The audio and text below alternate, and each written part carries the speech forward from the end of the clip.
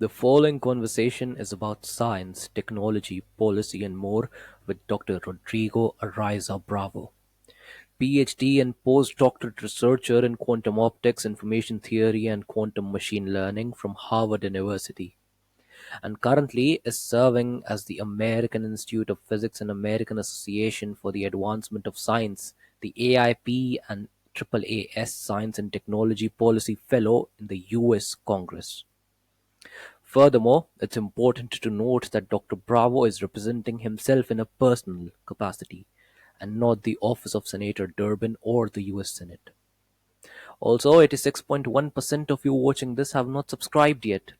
So if you get even the slightest bit of value from our show, please support us by clicking that subscribe button so that we can keep improving the quality of the episodes and keep on bringing such wonderful guests over for you. I am Bhavvidhir V. Bharadwaj. Welcome to episode 21 of Genesis of Tomorrow.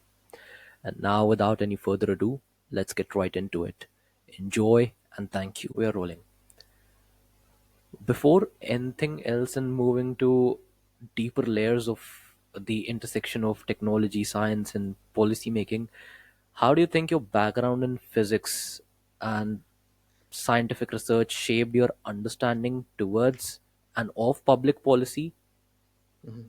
And yeah, that. Yeah, so I think when I was back in grad school, um, I think I think the earliest that I saw policy acting and affecting me was probably when I was at the end of my undergrad degree, actually, because I was at the University of Illinois Urbana-Champaign in 2018 when the National Quantum Strategy got passed. And briefly afterwards, UIUC won an award for establishing a research center for hybrid architectures, quantum communication, quantum computation.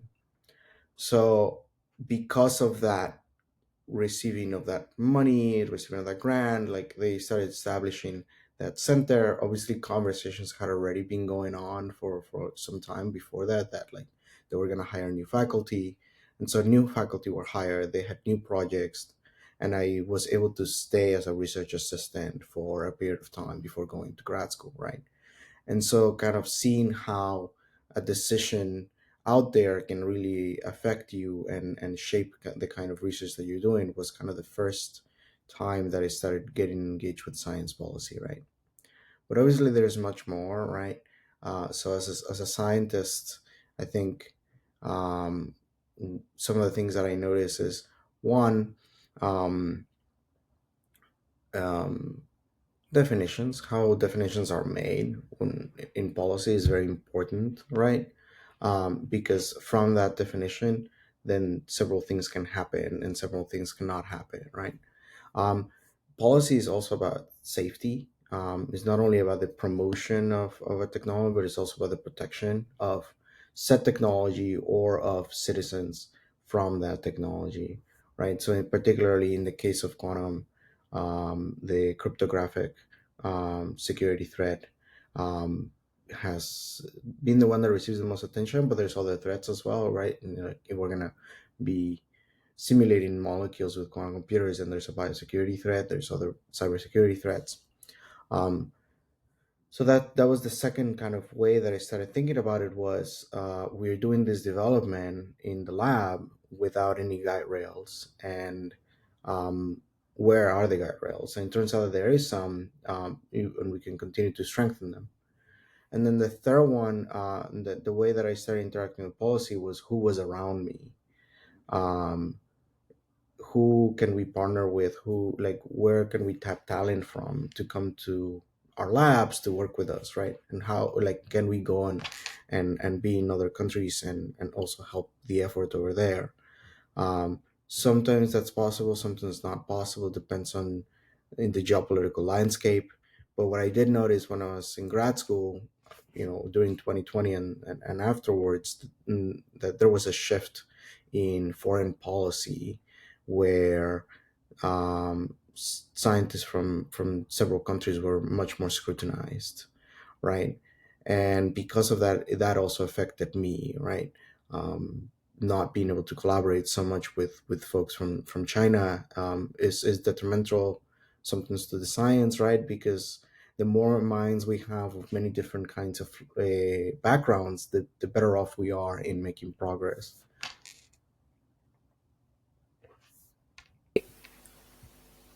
There are different aspects that you mentioned, and Mhm. I'd love to talk about them singularly, starting with what exactly is the current demographic of quantum policy in the United States of America, and how do you think that particular framework can be tweaked to become better in certain aspects and just bolster the overall efficacy of it? Yeah, that's a good question. So the overall landscape. Um, so the United States government has been supporting quantum research for a long time, right? Like since it's been around in many different flavors. Um, it has been funding it, it has been supporting it, but the real big shift happened with like back in 2016, 2017, and basically we saw that other countries were starting to enact national quantum strategies, right? A strategy where they would say how we're going to coordinate for the development of quantum information science. Oftentimes quantum computing is like the one that gets the most attention, but so is sensing and so is communication, right?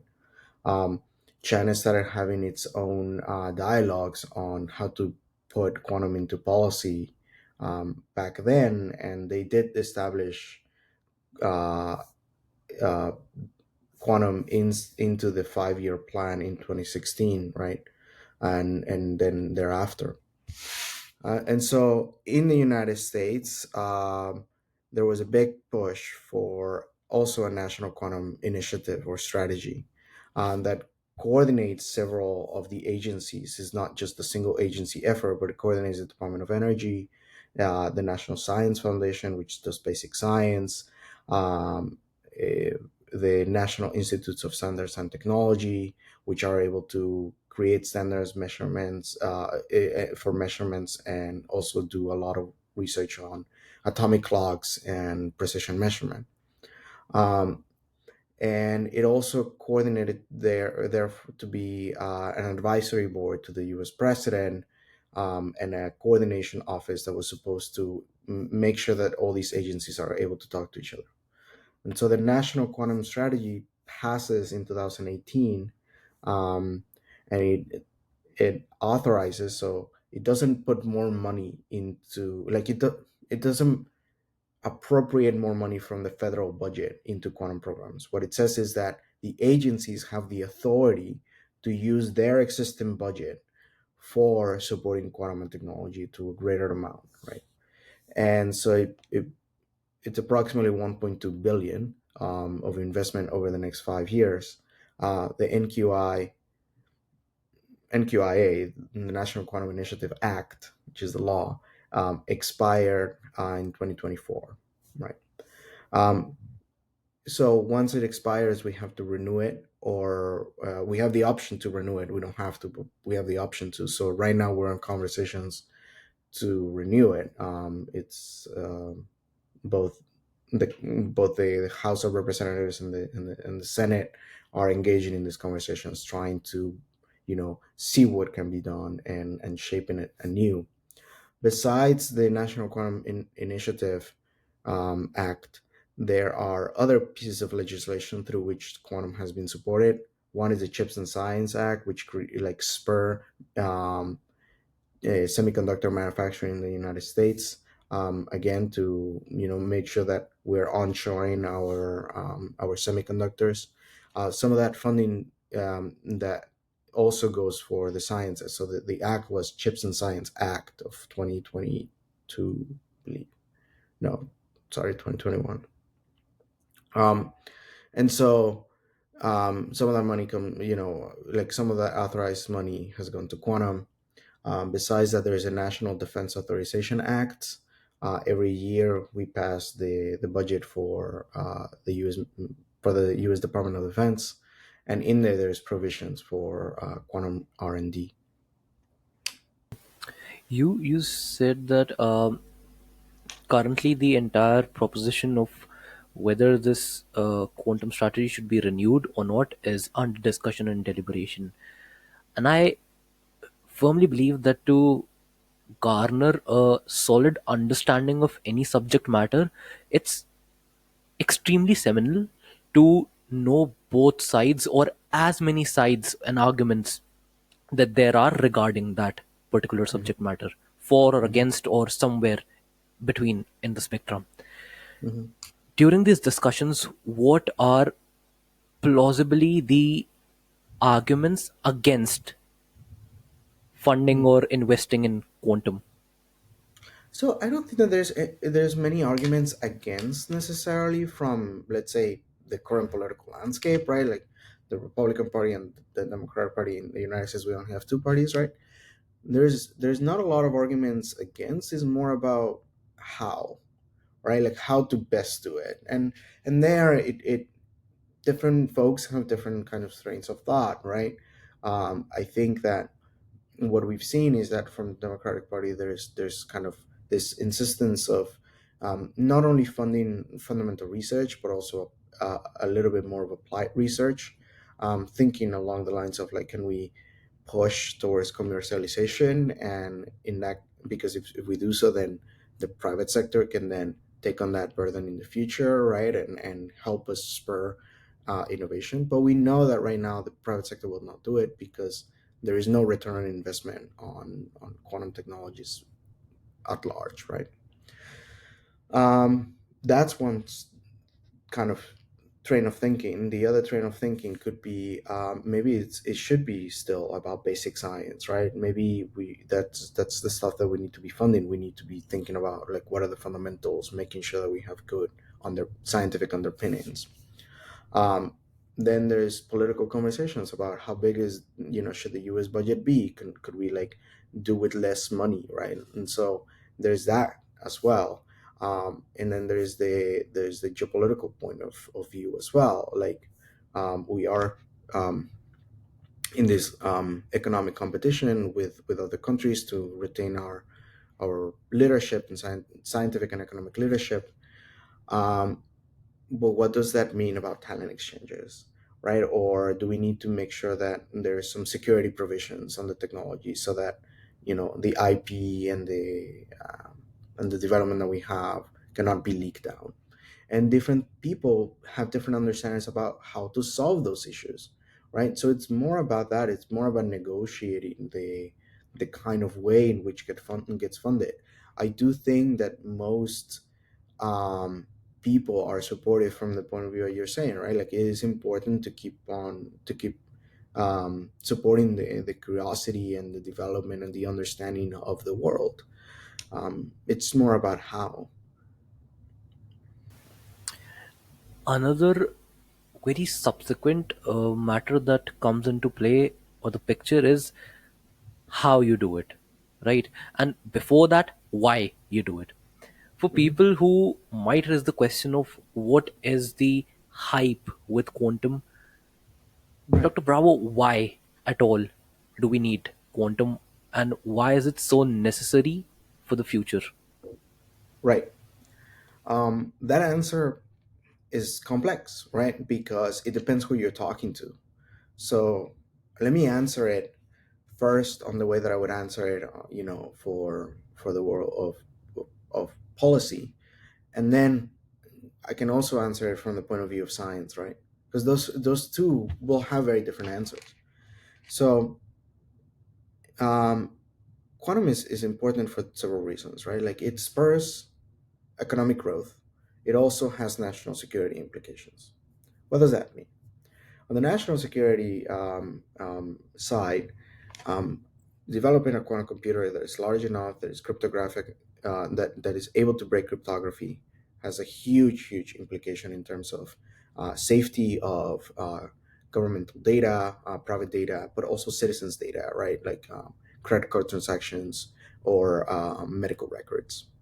and critical infrastructure as well, right? So there's the angle of, hey, like developing this thing will allow us to kind of also make sure that we transition into new kinds of cryptography that can withstand the attack of a quantum computer, or it would be a deterrent for other countries to develop them, right? Like, these are complicated conversations, but they're out there.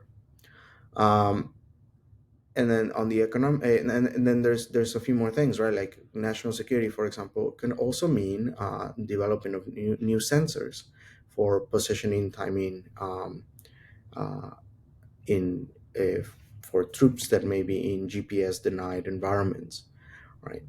um, that may also be a reality that we need to confront in the future, and so this technology is important for that. um, so it has several national security implications.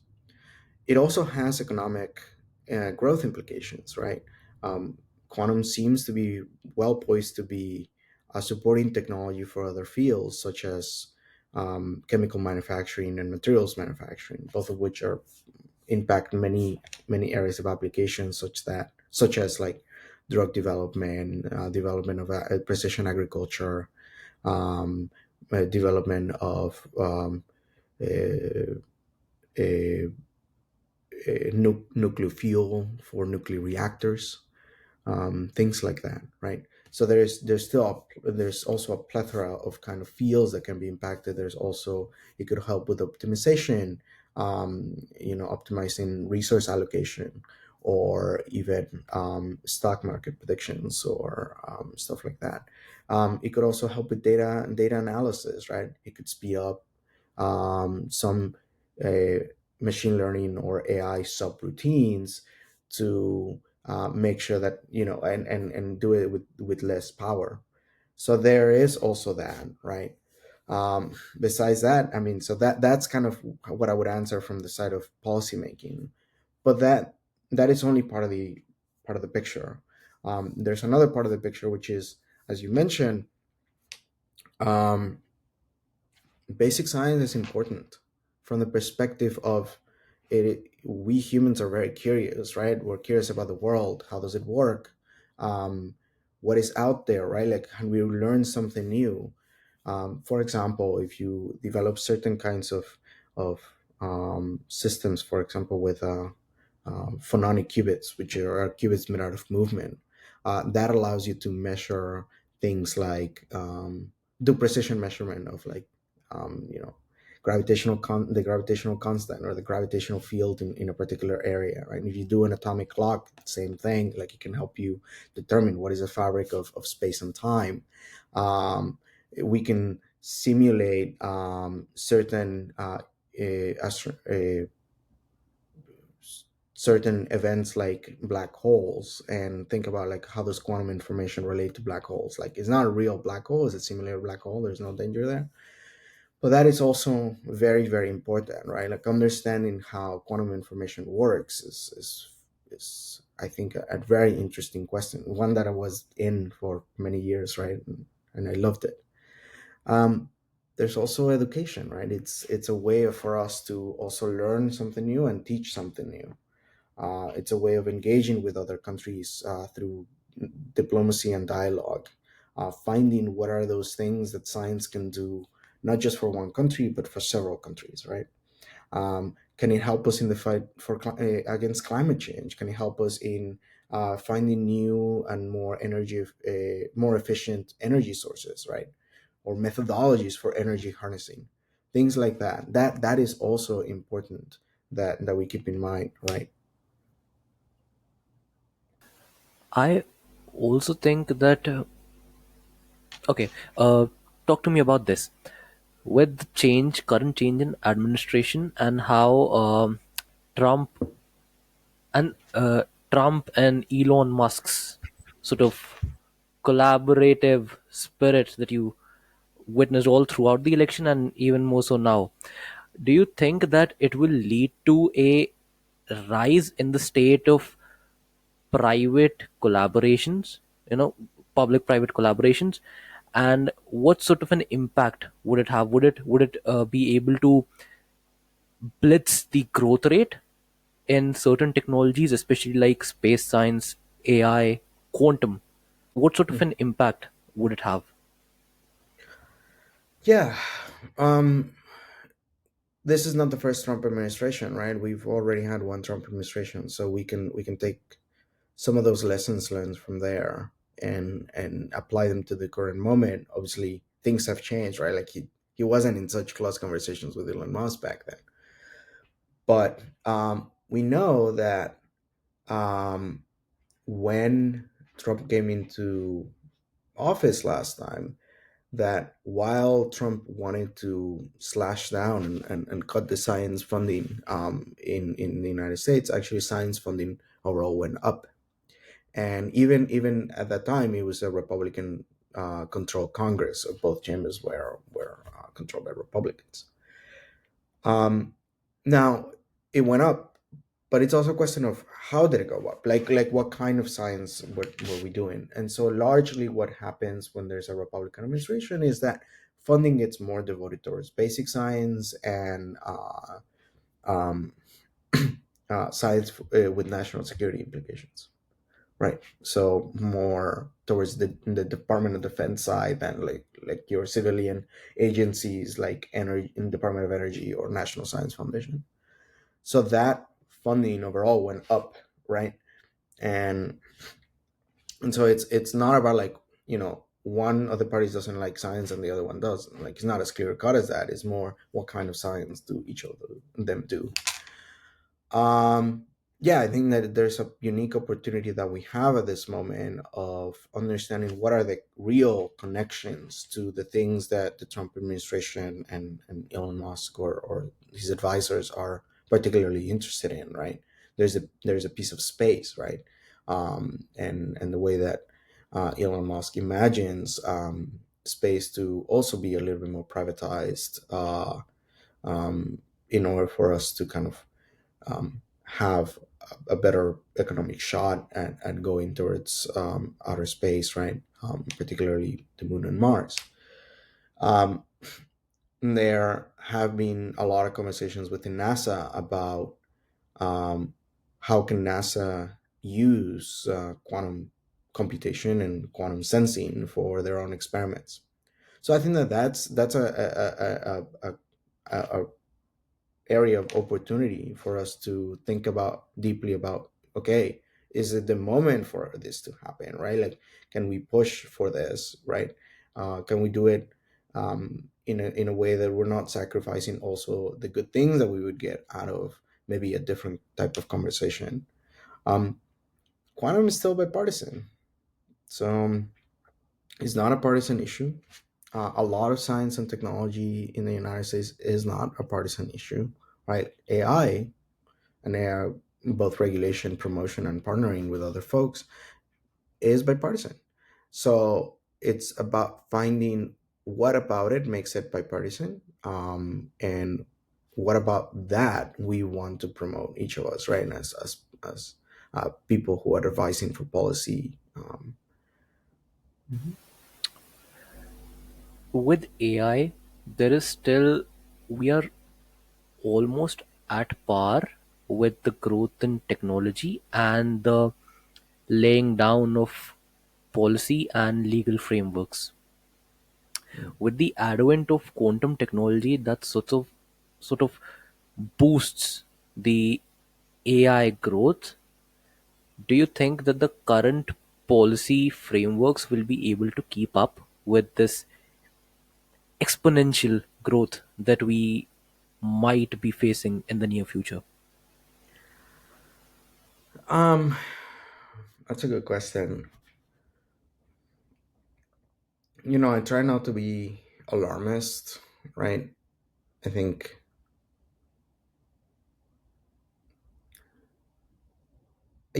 but I do think that it is widely accepted by a lot of folks, and particularly in the United States, that the way that policy works is that it always lags behind um, innovation. Um, and in that sense, um, I'm not even sure that we're at par right now with AI development. Depends what you mean, right? Um, yeah, we're promoting it really hard. We're making sure that it happens, but we're still struggling to think about, do they need to be new legal frameworks, right, for this? Do they need to be, like, how do we make sure that um, developers and companies and everybody's held accountable to being transparent and being able to explain, or at least provide avenues for explaining how their models work? I think we're still struggling with that. Another area that I think a lot about is also energy consumption. AI is very energy consuming, right? Like, for every time you make a search on, let's say, Chrome, I think if you use the Google, like, AI tool, which I don't even know that you can turn it off. I use DuckDuckGo, so I don't know about this, but you use it and it's 5 times more energy expensive than if you were just doing a regular energy search. So it's estimated that data science and AI will increase the U.S. energy needs by about 13 to 20% within the next 5 years. Also, how do we allocate for that, right? Like, if that is an issue of policy, right? Like, how do we spur innovation such that we do have the means to harness that energy? And how do we do it in a way that is not just doubling down on harmful technologies such as fossil fuels, right? um, yeah, I think fossil fuels are important, and that we should, like, it shouldn't be that we just, call it quits now. But certainly there's something about, going towards a future where we have less emissions, right? And so going in that path of less and less emissions means, yes, you can keep the fossil fuels, but let's look for cleaner alternatives, right? And let's overall make sure that we have less emissions. That's an issue of policy, right? How do we do that? How do we incentivize markets to do it? How do we incentivize utility companies of energy to use these other sources of energy, right? If data centers are about to you know, pop here and there all over the United States, how do we make sure that they're connected to a grid that doesn't jeopardize the energy needs of local communities, particularly of disadvantaged communities? That's definitely a policy conversation, and with quantum, that could become worse, right? And um, it could be that, I mean, quantum computers do also use a lot of energy, right? Like, they maybe in some cases they use less energy than a classical supercomputer. We don't, like, the jury's out on that, right? There's estimates that range widely, but it does require energy consumption. It does require like complicated, substances and materials, right? Like, whether we get our helium, like, we need helium-3 and helium-4 for cooling down computers. Whether we get that, right? Like, Russia used to be our main provider of helium-3. We don't get it from Russia anymore. So whether we get our critical minerals, right? Um, um, that's also something that we need to be thinking about. Unfortunately, government doesn't have a good way of being proactive, but the more we raise awareness about how not being proactive is really detrimental for all of us, the better off we are, right? And maybe we move towards that direction. Another question that becomes very important with this conversation, and it all just ties back to it, is how do we cater to the immediate political needs while also making sure that we aren't compromising on the long term investments of innovation in science and Yeah, technology and in general. yeah, yeah, I agree. Wh- what do you think is what do you think are we doing right now in not only a national at a national context but at a global context? Mm, yeah, yeah, that's a good point. So I think overall, I think the stance on creating this national strategies globally has been that the national strategies are there for long enough to see at least one transition of power in whatever context that means, right? Or to be long term. 5 years politically is a long time, right? Like, and for example, the funding that NASA is doing for these kinds of technologies, like NASA is an agency that is known for doing really long term projects, right? Where it's not just 2 or 3 years. Like, we have to go from a prototype to flying this down and landing it on Mars, right? Like, or things like this. Those like many, many years. So there are mechanisms through which the long term end of things gets funded. In the United States, we often say that Congress is nearsighted while the executive branch is farsighted. Um, the Congress thinks very quickly because of the political reality of having to go for reelection, right? But the agencies don't have to do that. So we rely on them to give us strategies that go for long. That's domestically.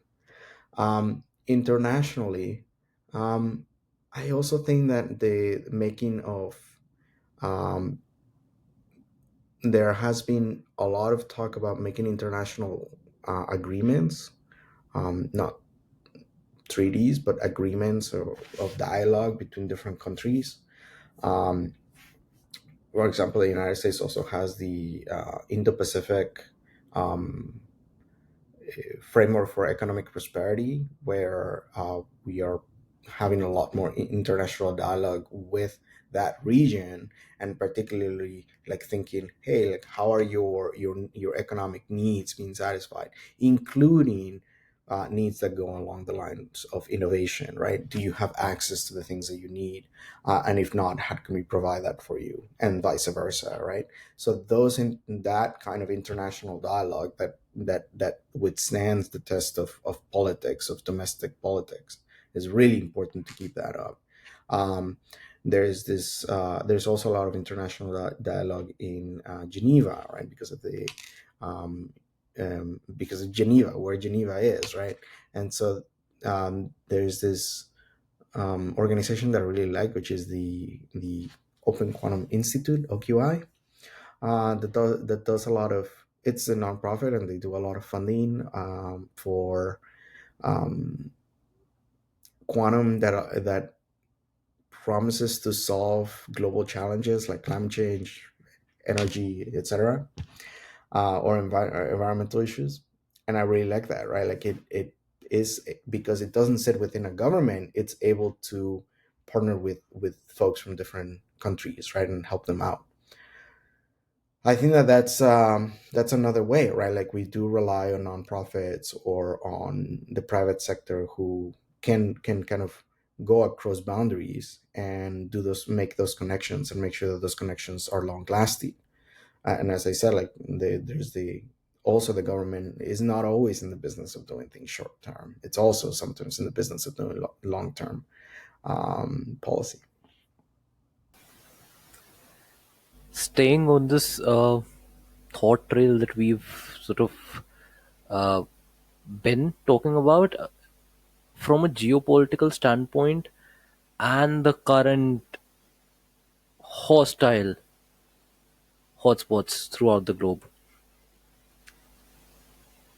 does it does to a degree affect the technological collaboration between nations, hampers it.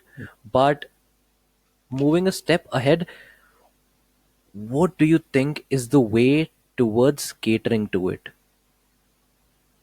and mitigating it? Towards what? uh Sorry, Catering. I think I lost you. Yeah, Catering yeah. to it. Catering to it and mitigating it.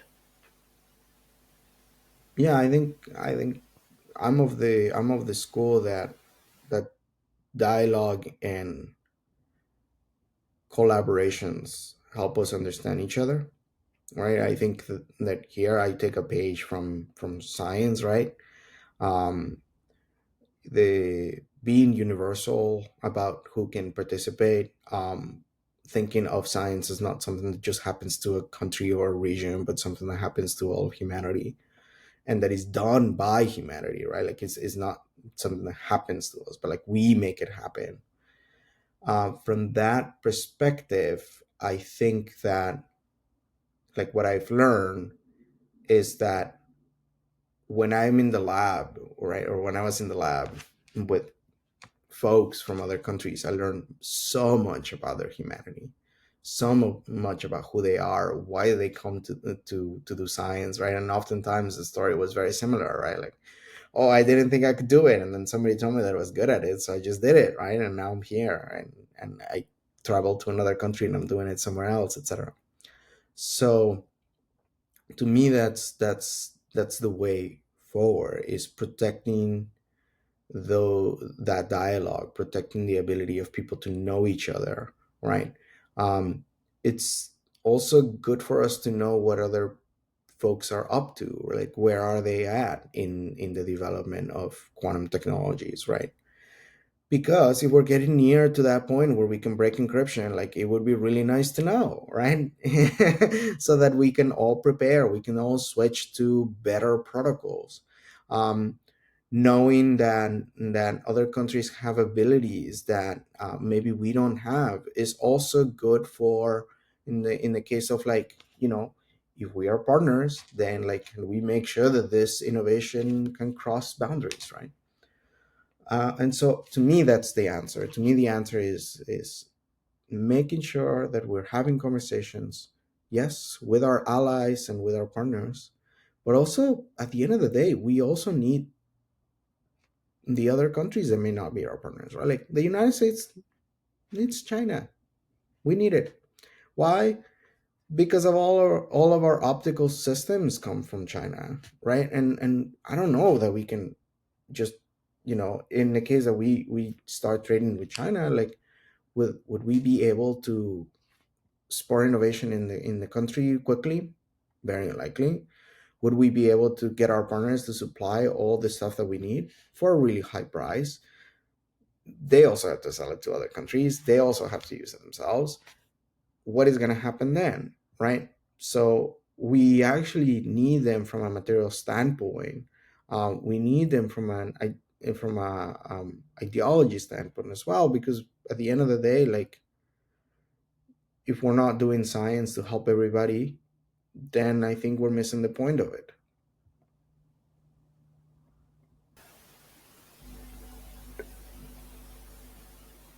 Bringing up the complete the matter that is at the entirely different end of the spectrum in regards to warfare and technology and innovation being utilized for warfare and defense purposes. How do we tread the fine line to adapt to the quick technological innovations that are coming up with regards to policy making and laying down robust frameworks? Because we saw how drone technology and robotics got inculcated and induced in systematic warfare seamlessly when the Right. situation arises. Right. How do we mitigate that again? Yeah, that's a good question. So I think, um, look, it is no secret, right? Like technology helps militaries and has done so throughout many years and throughout history, throughout countries or groups of people. Um, what we have to make sure is that that when it comes down to those conversations, I mean, like let's say, the departments of defense, the military kind of, the militaries of the world, who are they listening to, right? Who is at the table? What kinds of consideration are they weighing in, right? Are they just weighing in the priority for developing new ways of um, deploying troops on the field and stuff like that, or are they also thinking about the bigger implications, right? And so having ways to engage in a conversation, saying like, yes, like national security and is important, right? Because we live in this world that is organized by nations. However, there is also these other things that are important, like, who has access to this technology, right? Under what circumstances can they use them? Are there legal frameworks or not? Like sometimes there are non-legal frameworks, for example, for automated weapon systems. We have very few legal frameworks, right?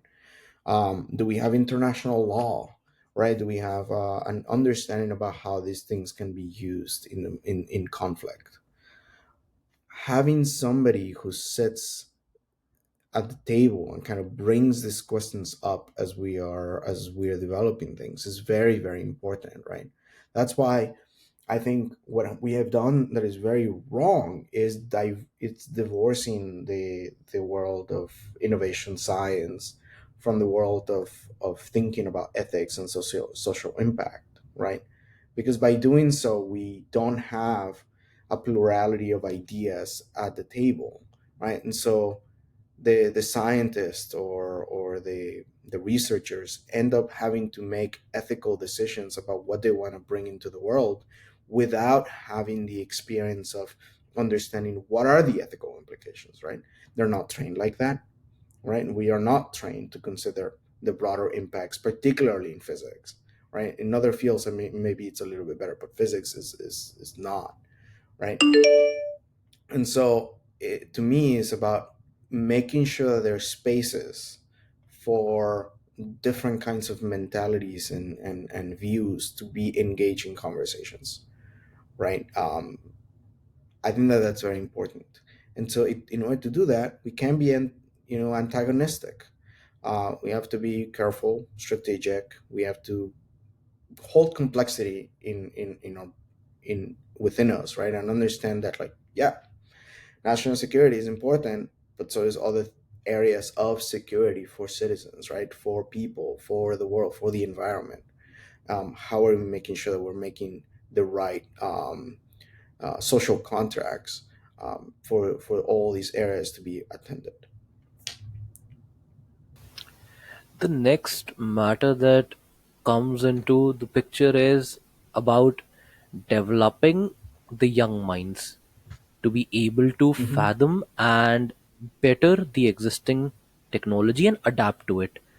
What frameworks do you think can be Hmm. placed across countries, across systems, uh, school level, high school level, and even university level, to make sure that the students and the young people can be trained in a way where they are able to firstly understand the potential of this technology, how immensely dangerous they can be if not garnered and harnessed with care. Hmm. Secondly, be proficient and competent at tweaking them, at building Yeah. them, and at adapting them to different situations. Yeah. Well, I mean, what you just said, right? I think that that's the way that I would go about it. Hmm. No, I mean, I think science education and science communication are like incredibly important areas, right? Um, so my take on the way that I've always done it is you need to find a way to make this technology relatable to people. I I think that if we cannot make something relatable in some way to an audience, then we probably shouldn't be doing it. Even if they, hey, we want to make it relatable to you by talking about like the finding of what is the making of nature, right? Like, oh, we're interested in these basic questions, like like inspire folks. That is important, right? But for example, um I heard this story. I wasn't part of this, but I heard this story of this science communicator who was teaching kids from indigenous communities here in the United States about quantum computing. And there was, I think, a group of members of indigenous nations during World War II that were code breakers. And the way that, like, they were code breakers, and they actually used their native language to make a code and to communicate, you know, to make sure that messages were communicated, and then, to decode the messages. So that was really cool, right? Like, it's this indigenous community has this, like, experience through their own history of what it means to be a code an cryptologist, right? And so my colleague, who was at the University of Arizona, um, taught kids that one of the major implications of quantum computing is that it can solve for like it can help cryptology and break cryptology, right? That's great. That's a very relatable way of approaching something that is new, right? And that's what we should be after, right? Like, how do we approach this from something that we can relate to? um, I think that that's the one way of going forward, right? Because then you can then kind of enlist several different kinds of populations of ages, kind of backgrounds, and they all feel attached to this thing. Um, and as you said, like, what is important is not just only to teach them, but also to listen to them, right? To understand, hey, what would you like to see done in this field, right? Like, um, there's this many areas of quantum research. Which one do you think is good for you, for your people, for the ones around you, for society, right? Like, oh, maybe it's not, the cryptology level computer. Maybe I'm really interested in this, like, molecule simulation of molecules, because I know that it has implications for curing some disease that I've experienced in my family. Like, that's important. And empowering people to go into those lines of thinking, do that research seriously, and then, that is the way that we find applications, that we find uses. Um, it's tough, right? It's tough to um to talk about quantum because it sounds so mystical, right? Like, I was at a gathering yesterday of scientists, who are in policy, and are new. I think it was a neuroscientist told me, I've heard about quantum, and I just think that it just sounds so cool, but I don't know what it is. And I just feel like I don't. I every time I read it, I don't understand it, but it is cool. And I was like, that's interesting. Let's. What do you understand? Oh, you understand. Neural computation. And so I started explaining it from that. We're using analogies from the brain. Not saying that quantum has anything to do with your ability to be a conscious being, but you use those analogies, you use where people are at, and then you bring them along in a journey of sharing something to them, and then you also should listen. That would be a brilliant way to make sure that there is an equilibrium in the sense of literacy regarding quantum, all things quantum. Because otherwise, again, if we do not do this and we neglect this aspect, this area of scientific communication, and this particular way that you described to go about doing that, the resultant scenario would be a rising disparity between those who are able to keep up with the cutting edge technology and development and advancement, and those who will completely fall behind. Right, and oftentimes is those people who fall behind that also be end up being affected, right? Like, um so it's important to do that. When I was teaching um a class at Harvard, it was like an undergrad quantum information introduction to quantum information class. I did this several times where I would stop, in the middle or at the end of my lecture, and talk about the implications. Talk about why this is important for not just, the small crowd of scientists who are here, but also in a broader context, sorry. And what I noticed is that the students started engaging more, right? They were like, oh my god, like this is not just physicists being physicists and trying to control the atom, but also trying to do other things that are important to me. It helps with the retention, right? Like then students remember something. Analogies are always great. Like sometimes it's okay to forego like um, accuracy for the sake of understanding. Still be somewhat, sorry, precision for the sake of understanding, but still be accurate, right? Like on the ballpark of what you know to be right. Um, that also avoids hyping. So essentially, not dumbing it down, letting the crux of these complex matters staying intact, making sure that you are explaining it in a way that is analogical to their current level of understanding of reality Yeah, and the world at large. yeah. But again, that subsides into another significant aspect is, where do you see the world of science and technology, as well as geopolitical dynamics scenarios and the world at large, being in the next 5 to 10 years, let's say? Well, I mean, I think that it gets really speculative. Um, I'm a little bit of an optimist. Um, I think partly that's who I am, and partly that's also what I have to be sometimes. Um, I do think that, like, I do think that the benefits of still engaging with, particularly with China, right? The U.S. engaging with China. I think that those would prevail. That that cooler heads will be able to say like it would be a really bad idea to engage in conflict, um, or an all-out trade war. And um, I think within that framework, I tend to think that we would still be able to coordinate some, collaborate some.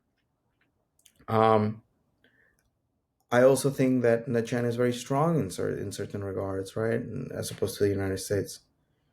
And other countries are too, right? Like Germany is really good at certain things, much more than the United States is, or India as well, different countries, right? Like, so I think that overall, yeah, there's heightened tensions, but I think that they're also coming from a um, domestic tensions and a feeling of being left out in many cases. So in the United States, I think that one of the reasons why there has been such a turn against um, illegal immigration in the last few years, and the lack of understanding as to why sometimes people migrate illegally because they have no other choice, right? But they do, and so that lack of understanding also it's coupled with the fact that communities have been left behind and they've not seen new jobs, the new jobs that were promised, right? So manufacturing has left, and mm, those communities who used to work in manufacturing have not seen new jobs. And I think that's the problem. Is not the problem is not, oh, manufacturing left. The problem is like, and we are unable to give opportunity to folks that deserve it. So I think that there's a huge opportunity there to address local needs, right? Domestic needs. Who is who is receiving the short end of the stick? Um, so my hope is that that is where we focus our attention. Um, I do think that AI still has to figure itself out in some senses. Like I don't think that we have a lot of commercial applications besides LLMs. right? And that are widespread. Obviously, there's the data analysis side of things that helps businesses, but it may not be, to consumers necessarily, to everyday consumers that it goes to. So AI still needs to figure itself out. I think, mm, there's when it comes down to quantum, I think quantum also has to figure itself out, right? Like, what are the applications that we can reliably bring on and help you with? Um, and it's a little bit of a complicated question because we're not going to know unless we have a lot of people working on it, right? Like, unless we can um, go to people who have different businesses than quantum and tell them, like, hey, we think that this could help you. Could you Do you want to play around with it and help us figure it out, make them available? So I am hoping that that's the way that we go about things, that we are able to have those cross-cutting conversations and think about who can be helped. But there might be a different world in 5 years. I don't know. I'm if I had a crystal ball, then I wouldn't be here this morning, right? But tell me about this. The fact that the United States and China are two of the economically largest pillars in the world,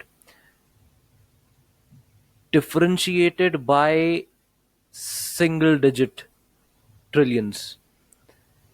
Don't you think that navigating collaboration and partnership through a competition for Mm. one side to sustain their position as the global number one, and the other side to, as soon and as quickly as possible, break out of being the number two? Mhm. That would inherently be a challenge. How do you think that sort of dynamic, inevitable dynamic of opposing sides would be able to work through? We would need to stop thinking about a number one. Simple as that, right? Like, the entire problem is that we think that there should be a number one. So then that means that there has to be a winner and there has to be a loser. That means that countries are going to push to be the winner. There's another way of thinking about it, which is, what if one country is really good at something and the other country is really good at something and another country is really good at something else and then another country is really good at something else, and we still have like a global presence, um, and you know we have to resolve in like international disputes, or kind of attaining of the realization of our interests through some international coordination, right? um, that could be another way to go about it, right? And it's a little bit more stable. um, this was kind of the way of thinking that people were having when, after the war, after the Second World War, right? And that was the creation of the UN. It was because of that thinking of, like, maybe it shouldn't be just one country calling the shots, which is the bigger one, but have a more level playing field and more multipodal world. Now, what happened then is that, the Cold War happened, right? And so Russia and the United States also got engaged in this cold fight, and Um, I don't think that. I mean, some people claim that the United States won the Cold War. I think that Russia is not that we won it, but Russia or the USSR was mismanaged, right? But no, like, in certain areas, none of us won, right? Like, what happened to all those troops that went to Vietnam and Korea and died? Like, is that a win? So I think that when, and similarly, this, like, this kind of trade war that may be looming. Like nobody wins out of that, right? We both get hurt. Everybody gets hurt.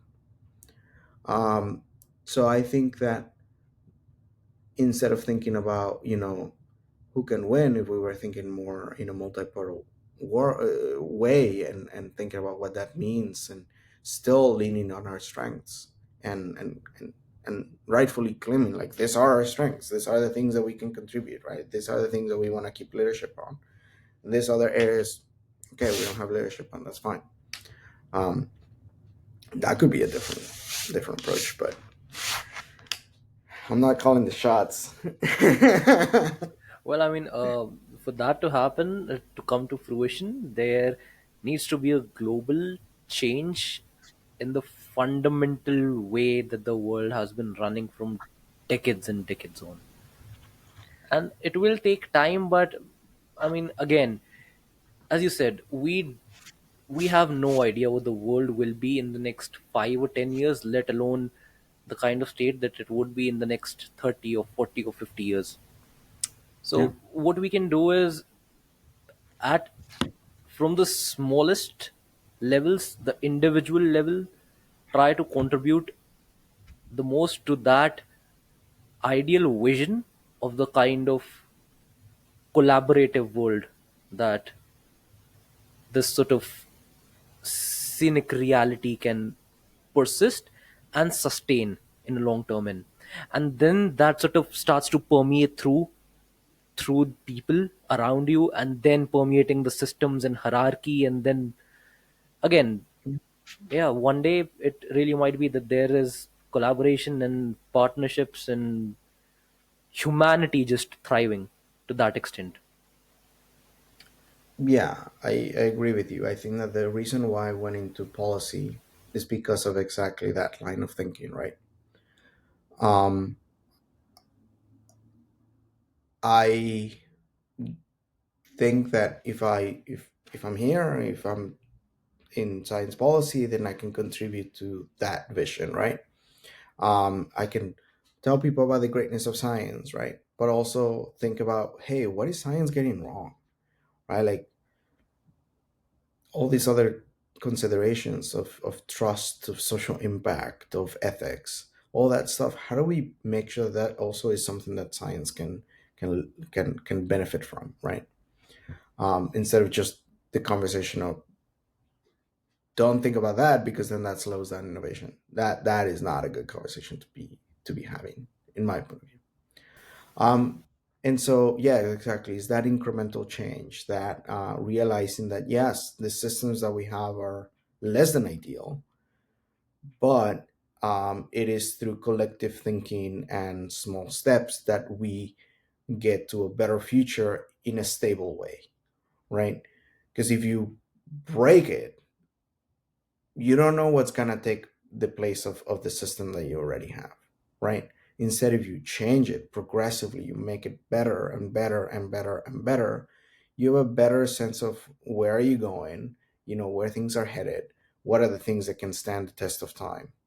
So I like that conversation a lot. I obviously, like, it's hard work, right? Because you wake up every morning and you see things moving like this much, and then sometimes they go back and you're really sad, but you keep going, you keep going, and you have conversations like this, right? With folks coming from different areas, different lenses, um, um, technical audiences, non-technical audiences, policymakers, you name it. And try and make an impact, and also listen, because like there's things that I've noticed that, for example, don't resonate with folks, and that's okay. And then I go in there and I ask myself, hmm, can I change that? Like, can I change the way that I think about something without sacrificing my own values? And that is at its core the scientific method, right? You're always updating what you believe, what you hold to be true. um, but obviously you should do it in a way that is also socially inspired, and reflective. So I think that that's a perfect good way of going about it. Yeah. What would be your advice for young people who are figuring out what they want to do? Consider policy. That's my advice. I think a more fundamental level. I mean, yes, consider policy, right? But why? Why am I saying that? Um, I think my advice is something that I learned during my years as a scientist was that the more the more you bring yourself to the table, the more you explore the things that are important to you, and the more you question the things that are important to you and hold them onto the light and say, does this hold, right? Does this can I go on and continue being the person that I am right now, or do I need to, you know, think differently? Would it be helpful for me to think differently? The more you do that in your work, the better your science gets. Um, I was doing a PhD in physics, and then I did secondary field in science technology studies, and I did a lot of thinking about the sociology of science, the history of it, the philosophy of it, and thinking about, questions of ethics, things of questions of morality, thinking about social impact, help my science get better. Um, so if that is something that is appealing to young folks who are, starting to think about going into doing science and stuff like that, and they're a little doubtful that they're doing either good science or that they have other interests, try to weave them together. Don't let your interests set aside and sacrifice those interests for the sake of a very narrowly defined way of doing science, right? What science needs is people, people who are whole human beings, people who are willing to think outside the box, and that includes outside of the box of science sometimes. And so that is my advice. Find yourself an a set of mentors who really support who you are and are not interested just on the things that you can produce. And through that, just grow and contemplate. There's many different areas of the enterprise of science, right? There's the people who sit at the bench, there's the teachers, there's the principal investigators, right? The professors, there's the administrators, there's the managers, there's the policy advising and science policy um, part of it. There's the advocates, there's the so many different kinds of aspects of what it means to do science. And I know that I am always going to be a scientist, even though I am not in the lab anymore. But whenever they ask me, hey, can you figure information about this, I go about it in a scientific way, right? I try to find the pros, the cons, they try to weigh them in, right? um Trying to be systematic, trying to be very cite everything that I say, support it, and so that will never go away. So my advice is that, like, find yourself good people that support you and just allow yourself to grow into the role that is best for you. As the final segment of the episode, Dr. Bravo, what is your word to humanity at large? My what? Your word to humanity at large. Word? Hmm. Your message to humanity.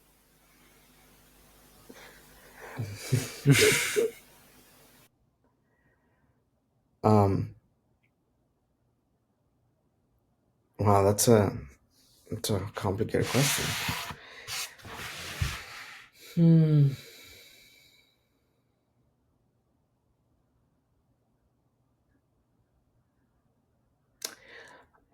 I think that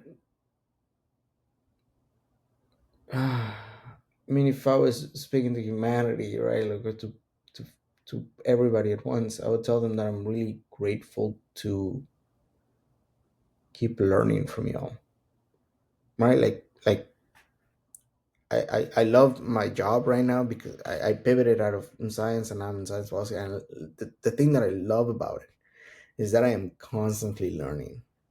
Like They ask me a question about some area of science that I don't know, and I have an hour to figure it out. And I go and research it, and I'm like in awe of what I find, right? Um, that, like, the fact that there's so many ways of thinking and going about doing things is so inspiring to me. So I think I'm more grateful than anything. Um, I'm here to help. I'm here to help. That's what I'm here for, right? To see what good things we can do, and to be very excited about the future. As it comes down to innovation writ large, and as it comes down to our ability to connect with each other, I'm really excited about it.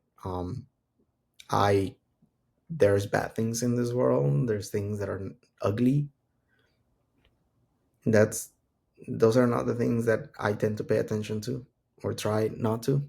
I know them because it's good to know them, but that's not the thing that I want to, that is important for me to keep pushing forward. So I'm here to help, and I'm grateful to be in a space where folks find me helpful. Dr. Rodrigo Araiza Bravo, thank you so very much for taking out your time and being here. This was the first conversation as such explicitly talking about policy and Hmm. technology and all related aspects. And I believe immensely that anyone watching this or listening to this will be will inevitably be able to take away something or the other of value, and just in general be able to broaden some aspect of their horizon from this. Immensely grateful. Yes. Thank you so very much. Thank you. Thank you for doing this, B. I think you're doing a great job.